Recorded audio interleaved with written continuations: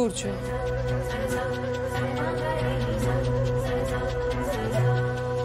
ঠিক, একমাত্র দুর্যই আমাকে এই সময় হেল্প করতে পারবে।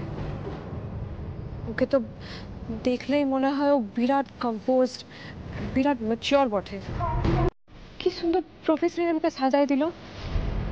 আর ও তো ইউনিভার্সিটিতেও রেগুলারলি আসে না। আর ড্রেস দেখলেও না মনে হয় যে ও পড়তে পড়তে কিছু একটা কাজ করে।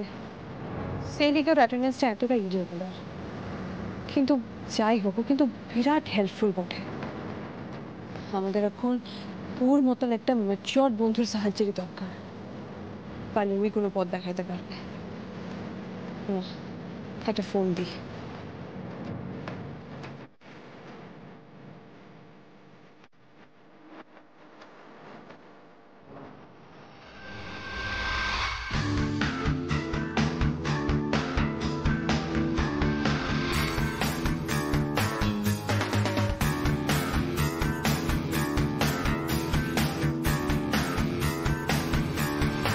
জ্বলছে মন, জ্বলছে প্রেম, ঝলসে যায় স্বপ্ন যে ভাঙা পাঁজরে এই জীবন প্রেম খোঁজে।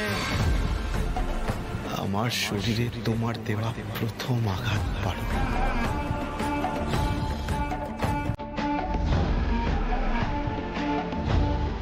ভালোবাসায় তো আঘাত পেতেই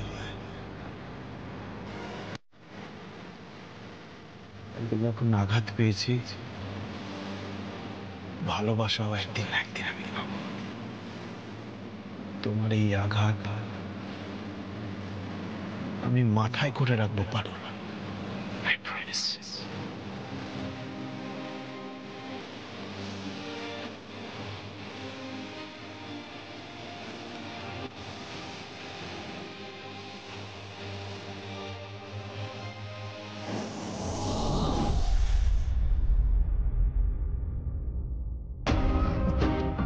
দূর বাবা, ফোনটা ধরছে নাই কেন?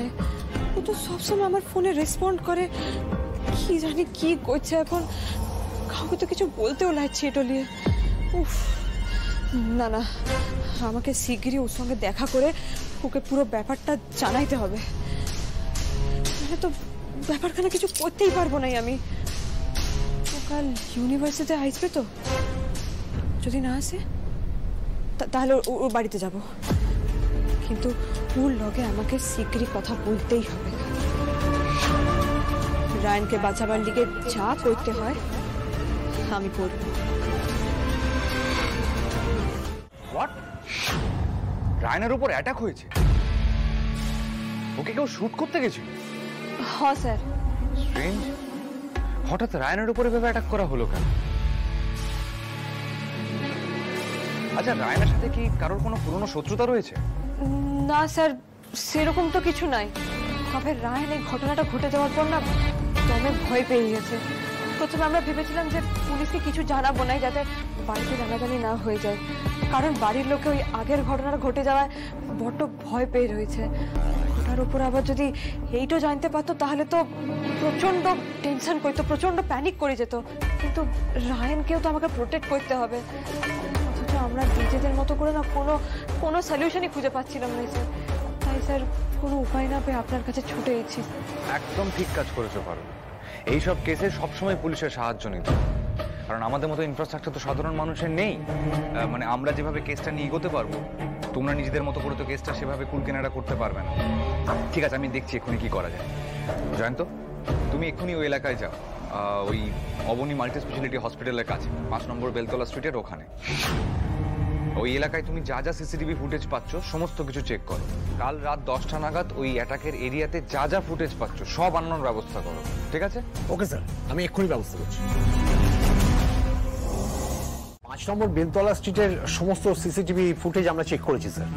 আর অন্যান্য ক্যামেরায় ভালোভাবে দেখা না গেলেও এই একটা অ্যাঙ্গেল থেকে বেশ ভালোভাবে বোঝা যাচ্ছে। দেখি চালাও। আচ্ছা।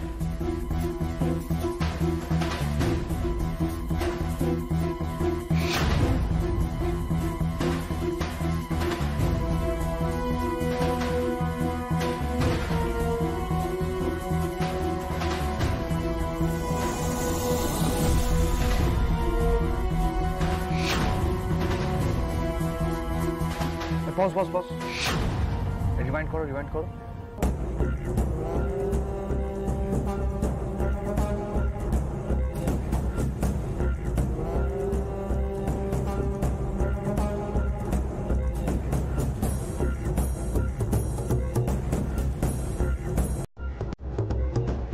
জয়ন্ত স্যার। ওই ডিকের বাড়ির পেছন দিকে আমরা আততায়ীর যে ফুটেজ পেয়েছিলাম সেটা ইমিডিয়েটলি নিয়ে এসো তো। ওকে স্যার, আমার ট্যাবেই আছে, আমি এক্ষুনি আনছি।